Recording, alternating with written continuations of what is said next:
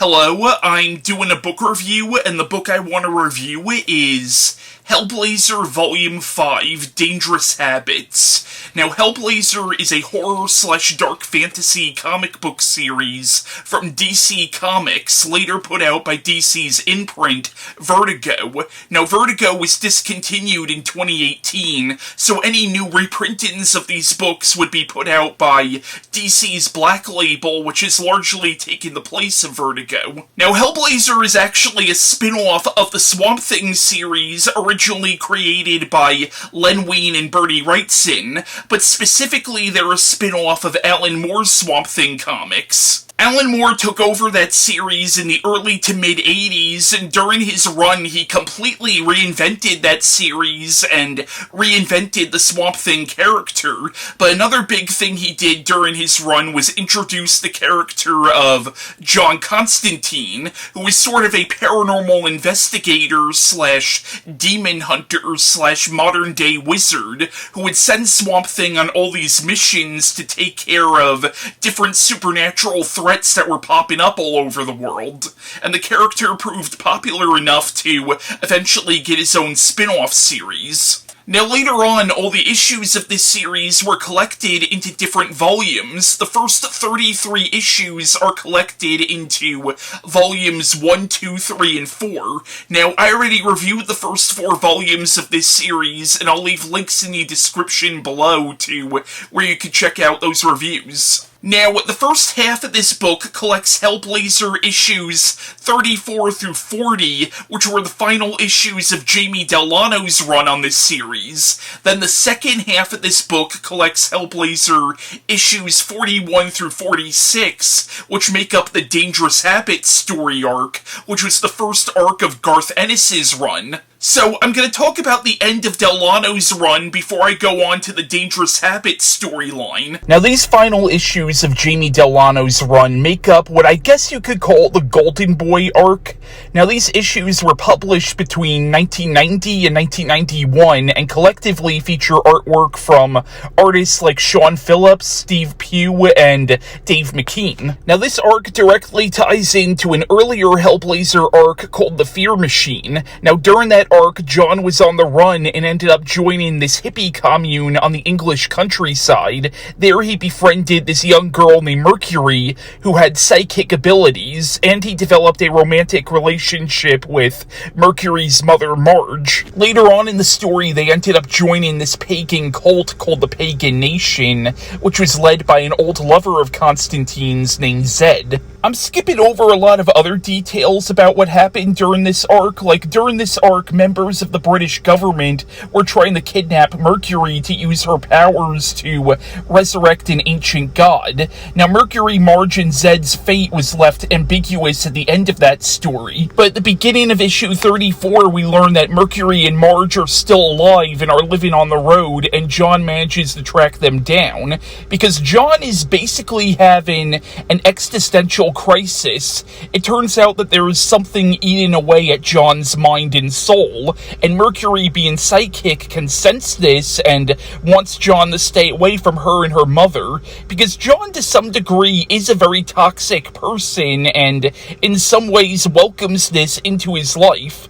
Now, we get more of a sense of what is actually haunting John as these issues go on. During this arc, we get a lot more insight into John as a character and into his childhood. We learn why his father resented him so much. It turns out that John's mother died while giving birth to him, and his father blamed him for this. But we also learn that when John was a child, he encountered an entity that he called the Golden Boy, and we get the idea that this is what set him on the path to studying the supernatural and eventually practicing black magic. And to him, this Golden Boy represented everything that his father wanted him to be, but he could never be, and everything that he wanted to be, but could never be. Now, this is kind of a spoiler, but it turns out that John actually had a twin brother who died in the womb, and died along with their mother, and it appears that this Golden Boy might be the ghost of John's unborn brother. We also get glimpses into an alternate universe where the twin brother was the one who lived, and the Constantine that we know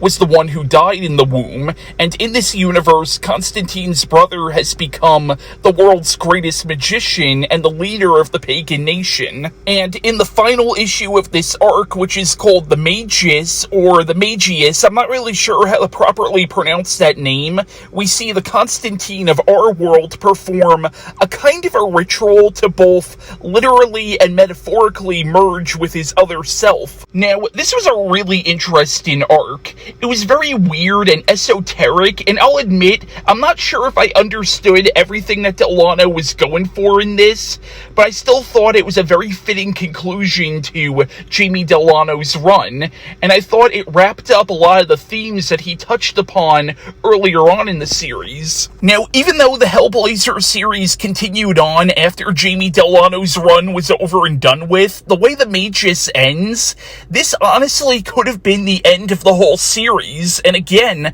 I think it would have been a really fitting conclusion. Now, while these final issues of Delano's run more or less tell one story arc, issues 37 through 38 tell more of a self-contained two-part story that doesn't really focus on Constantine himself. It actually focuses on Mercury, who develops a crush on this guy named Martin, whose father is extremely abusive towards both him and his mother. And Martin's father is a real fucking prick, and basically tortures this poor kid throughout the course of this two-part arc. But Mercury gives Martin the courage to stand up to his father, and then she uses her psychic powers to show Martin's father his greatest fears, and it actually gets really freaking creepy, and the ending almost feels like something out of an old EC comic like Tales from the Crypt or Vault of Horror.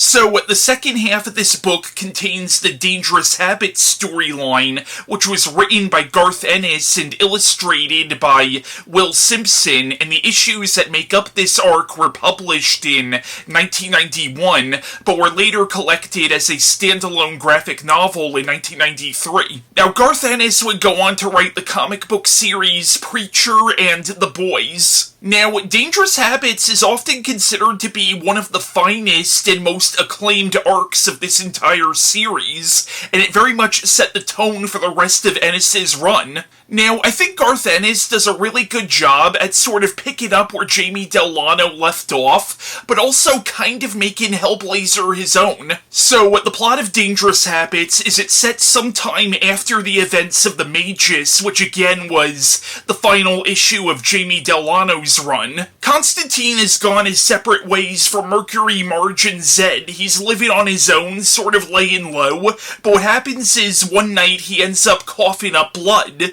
So he goes to see the doctors, and they tell him that he's dying of cancer, specifically lung cancer, most likely brought about by his smoking habit. So it seems that he's going to die, and he knows from his experiences that there's an afterlife, and he knows that in all likelihood he's going to hell because of some of his past actions, and because of his dealings in black magic. So now he's desperate to hold back death for as long as humanly possible. So he goes to see a friend of his who also practices black magic to see if this friend maybe has some kind of spell that could potentially cure John's cancer. Only to find out that this friend is also dying, and in fact he ends up dying that very night. And then the devil shows up, because it turns out a long time ago this friend made a deal with the devil, and part of that deal was that on the night he dies, the devil will come to collect his soul at exactly midnight. If for whatever reason the devil is late, then the deal is forfeited and he gets to go to heaven. But Constantine manages to trick the devil and save his friend's soul, but in the process makes an enemy out of Satan, which is something you don't want to do, especially when you're about to die. Now, one of the reasons why I think this story arc is so revered is really just how relatable it all feels, because if you strip away all the supernatural aspects of it, really this is a story about death, about mortality, about the finality of life. Now, of course, the fear of death is the basis of virtually all horror, but here it makes the story feel very grounded, and again, very human and very relatable, and it shows that Constantine is not your typical comic book hero. I mean, in this story, our hero is literally dying of cancer, which is a very real thing that people deal with every day. Now, the themes of the story are somewhat undercut by the fact that this is an ongoing comic book series, and there were Hellblazer stories after this, so you know he eventually finds a way out of this situation. I also liked the book's correlation between magic and addiction, how Constantine's obsession with magic and the supernatural could be looked at as a metaphor for his addiction to cigarettes, which ultimately gives him the lung cancer. And we also learn that this friend of Constantine, who he goes to see in the beginning, who also practices black magic, is also an alcoholic. So again, it's this whole idea of magic almost being like another form of drug. Now, in the story, there's this whole subplot about how John is thinking of admitting himself to a cancer ward, and he ultimately decides against this, but when he first visits there, he ends up befriending this ex-Marine who's also dying of cancer, and their friendship ends up being one of the hearts of the story. And it's so sad and so heartbreaking because every time John goes to see this guy, we see him get thinner and thinner. Now, even though John does eventually find a way out of this, the fact that it seems like he's going to die throughout most of this arc, we see him having to confront a lot of his past mistakes and really kind of admit that he wasn't the best person in the world, and in some ways he did bring a lot of this misfortune upon himself. And again, stripping away all the supernatural stuff, it makes the story feel very grounded, and again, very human. Now, I've been calling the main villain of this story arc the Devil, and technically he is and he isn't. He's actually a demon called the First of the Fallen, who does play the role of Satan in the story, but he's not actually Lucifer himself, because it should be noted that Hellblazer is in the same universe as Neil Gaiman's Sandman series, and Lucifer is a major character in that series, but Neil Gaiman's version of the devil, Lucifer Morningstar, is quite clearly a different character than the First of the Fallen. From what I can gather, in the Sandman/Hellblazer universe, Satan or the devil is more of a title rather than an individual being, and different angels and demons have taken on that title in the eons since God created the universe. And while it's not necessarily explained in this story arc, later on in the Hellblazer series, it's revealed that the First of the Fallen is actually an angel who was cast out before Lucifer, who became the first ruler of Hell, in essence, the first Satan. But right from this character's first appearance, you just feel the arrogance and the smugness almost radiating off the page, which makes him a good adversary to Constantine, because Constantine is also an arrogant and smug wanker, to use one of my favorite British terms. But it's interesting because when they first meet, it almost seems like the First of the Fallen has at least some respect for John, at least until John gets one over on him, and then he becomes #1 on Satan's shit list. But yeah, this was a very good story arc, and it's not hard to see why this is considered to be one of the best Hellblazer comics. Now, this story arc served as the main basis for the 2005 film Constantine with Keanu Reeves. Now, I love that movie. I know it's not exactly an accurate adaptation of the comics, but on its own, I think it's a really good action horror film. Now, because the movie was not part of any larger continuity, they decided to make Lucifer and the First of the Fallen one and the same for simplicity's sake, but he was played brilliantly by Peter Stormare in that movie, who I think is one of the top movie devils. Now, even though the movie did not do well when it came out, and it got critically panned,